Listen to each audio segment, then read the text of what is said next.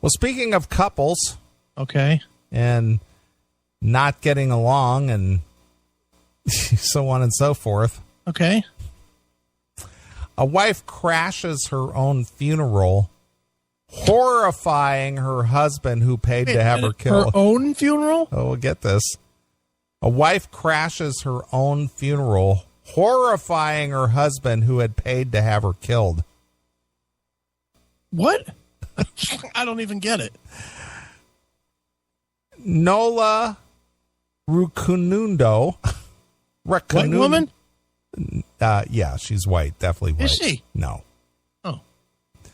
Sat in her car outside of her home in Melbourne, Australia. Okay. Watching as the last few mourners filed out. Aborigine? Could be. Okay. They were leaving a funeral. Her funeral. Her funeral. Mm-hmm. Finally, she spotted the man she'd been waiting for. She stepped out of her car and her husband put his hands on his head in horror. "Is it my eyes?" she recalled him saying. "Is it a ghost?" "Surprise, I'm alive," she replied. Far from being elated, the man looked terrified. 5 days earlier, he had ordered a team of hitmen to kill Rakamundo. What? His partner of 10 years. What kind of fucking story is this?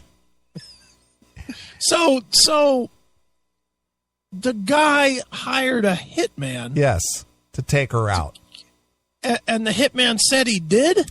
Well, you just got ahead of me by one sentence. All right. He had ordered a team of hitmen to kill Rakundo, his partner of 10 years, and they did. Well, they told them he did.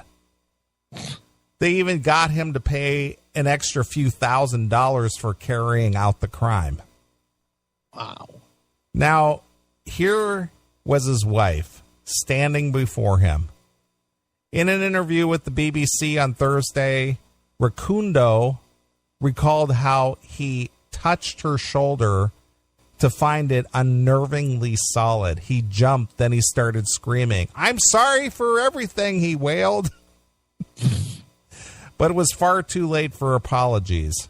Rakundo called the police. The husband, Bolenga Kalanda, white guy. Yes. All right. Ultimately pleaded guilty and was sentenced to 9 years in prison for incitement to murder, according to the Australian Broadcasting Corporation. It's the same thing they charged Phil Rudd with. Right. Yeah, same thing. The happy ending, or as happy as one can expect to a saga in which a man tries to have his wife killed, was made possible by 3 unusually principled hitmen, a helpful pastor, and one incredibly gutsy woman. Okay. Here is how she pulled it off. All right. This I got to hear. Rakundo's ordeal began almost exactly a year ago when she flew from her home in Melbourne with her husband, Kalala, to attend a funeral in her native Burundi. Oh, in Burundi. Her stepmother had died, and the service left her saddened and stressed. Okay. She retreated to her hotel room in Bujumbura. Oh, yeah. I've been there. The capital earlier in the evening. Despondent after the events of the day, she lay down in a bed. Then her husband called. "He told me to go outside for fresh air," she told the BBC. Right. But the minute Rakundo stepped on her out of her hotel, a man charged forward, pointing a gun right at her. Wow. "Don't scream," she recalled him saying. "If you start screaming, I will shoot you." "They're going to catch me, but you will already be dead." Wow. Rakundo, terrified, did as she was told. Okay. She was ushered into a car and blindfolded so she couldn't see where she was being taken. After 30 or 40 minutes, the car came to a stop and Rakundo was pushed into a building and tied to a chair. She could hear male voices, she told the ABC. One asked her, "You woman, what did you do to this man to pay us to kill you?" "What are you talking about?" Rakundo demanded. "Belenga sent us to kill you." Wow. They were lying, she told them so, and they laughed. "You're a fool," they told her. There was the sound of a dial tone and a male voice coming through a speakerphone. It was her husband's voice. "Kill her," he said. And Rakundo fainted. Wow. Rakundo had met her husband 11 years earlier, right after she arrived in Australia from Burundi, according to the BBC. He was a recent refugee from the Congo, and they had the same social worker as the resettlement agency that helped them get on their feet. Right. Since Kulala already knew English, their social worker often recruited him to translate for Rakundo, who spoke Swahili. Okay. They fell in love, moved in together in the Melbourne suburb of Kings Park, and had 3 children. Get this. This woman, she bangs them out right and left. Right. Rakundo also had 5 kids from a previous relationship. Holy smokes. So she banged out 8 kids. She never lets that uterus fucking unstretch. No, she had a fertile pussy. No shit. She learned more about her husband's past. He had fled a rebel army that ransacked his village, killing his wife and a young son. She also learned more about his character. "I knew he was a violent man," Rakundo told the BBC, "but I didn't believe he could kill me. But apparently he could." Right. Rakundo came to the strange building somewhere near Bujumbura. The kidnappers were still there, she told the ABC. They weren't going to kill her, the men explained. They didn't believe in killing women, and they knew her brother. Okay. But they would keep her husband's money and tell him that she was dead. After 2 days, they set her free on the side of the road, but not before giving her a cell phone recording of their phone conversations with Kalula and receipts for the $7,000 in Australian dollars they allegedly received in payment, according to the Australian's newspaper. Wow. We just want you to go back to tell other stupid women like you what happened. Right. Rakundo said she was told before the gang members drove away. Right. Shaken, but alive and doggedly determined, Rakundo began plotting her next move. She sought help from the Kenya and the Belgian embassies to return to Australia, according to the newspaper.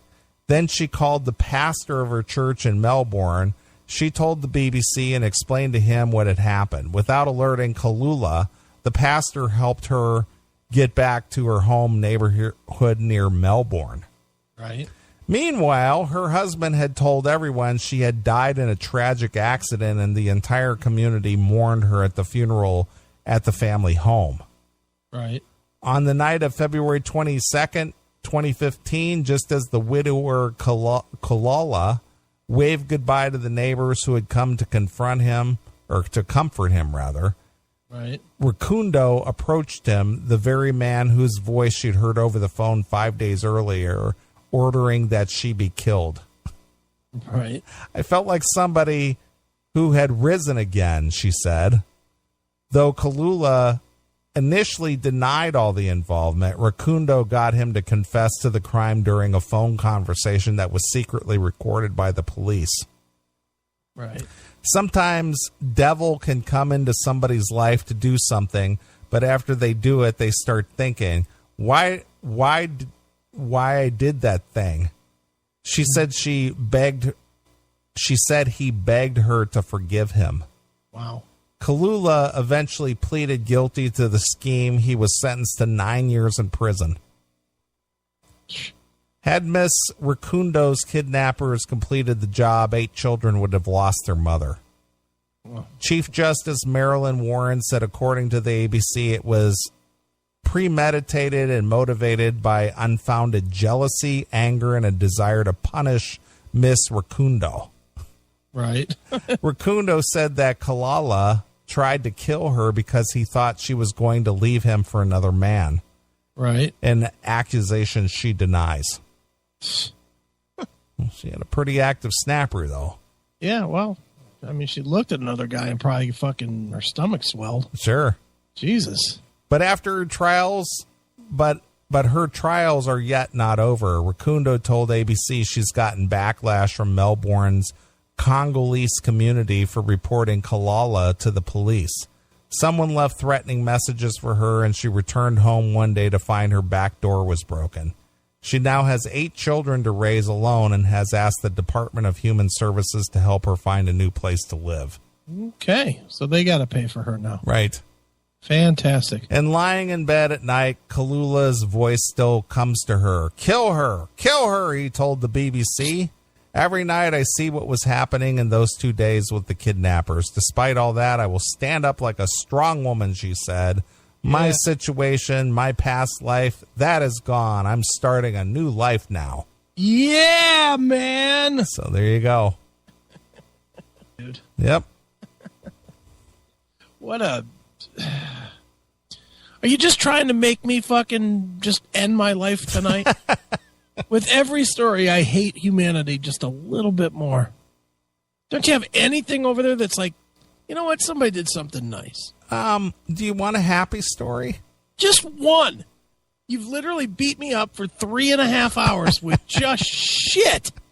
Well, Just proof positive of how fucked our country is. people are shit, Every dude. country is. Ugh. Give me one. Anything. I don't care what it is. Did Eddie Trunk put out a new podcast this week? I'll take that as positive. Anything. Well, I'll tell you what we got. All right. We've got a couple of more stories. Okay, we got about what are we? Let's see. It's 12:30, 1:30, 2.5 hours left to CMS. Okay. I got a couple of stories. Mm-hmm. I got a CMS begging for email segment. Okay. And we'll finish out the show with a critique of a podcast that our fake producer Wheezy sent in. All right. Now that sounds fun. So we'll do something fun. All right. That sounds good. But before we get to that, Okay. I'm going to play a song. All right. We'll come back. How about playing 2? Because I would like to hear some Metallica. Okay, let me pull up Metallica. We'll play that first. Right. Then I got a couple of shit stories to go to make you feel bad again. All right. And then we'll get to some more funnier stuff.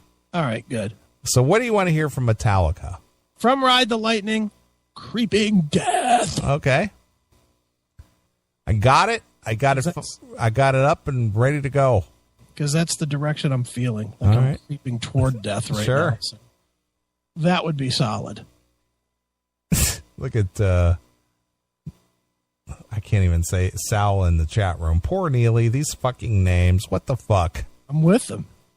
Mamumba or whatever. Mamumba, Kalunda, Lalula. Enough with that. Sounds like we're watching the fucking French version of Coming to America. Right. Ugh. All right, let's play a couple of tunes. We'll come right back and finish out a couple stories. Then we'll get into do some fun stuff. All right, sounds good. All right, here's some Creeping Death from Metallica exclusively here On your classic metal show.